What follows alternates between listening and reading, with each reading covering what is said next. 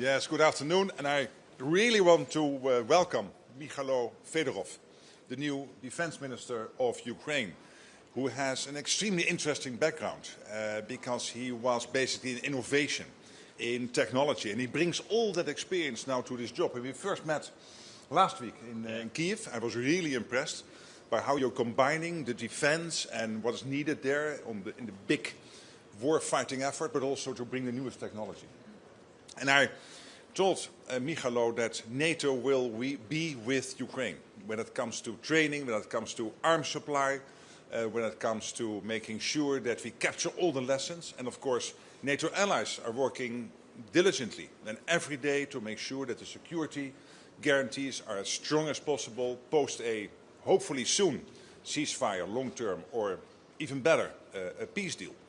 And I was visiting last week Kyiv, and I saw the destruction of one of the heating plants, 1,100 big Kyiv apartment buildings, approximately 250,000 people living there without heating. So this is what the Russians are trying to do, hitting the innocent civilians and the civilian infrastructure with absolutely no other reason than to create this fear and chaos. But the Ukrainian people cannot be broken. That's what I experienced last week.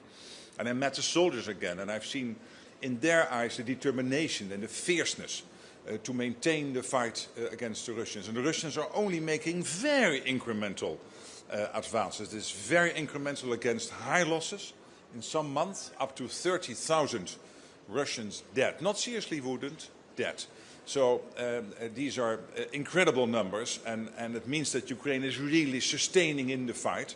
And then I visited Chernihiv, a couple of hours drive from Kyiv. It was occupied by the Russians for about 6 weeks in February, March 2022. And I spoke with the people living there who have experienced that and really had to undergo this Russian occupation, which was really terrible. And all the details I will not share with you now, but it was really heartbreaking. And again, also there, I saw in their eyes, they will not give up. He will not give up. Ukraine will not give up. So good to have you here today. You are amongst friends.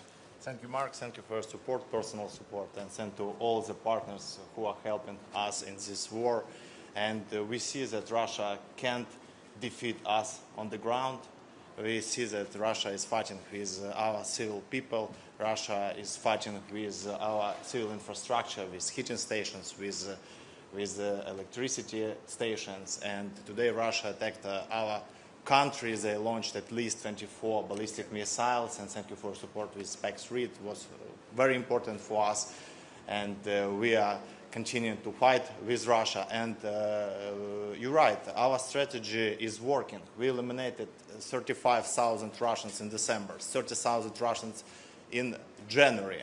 And we have our vision for this year, and we will present this vision today at the UCDG.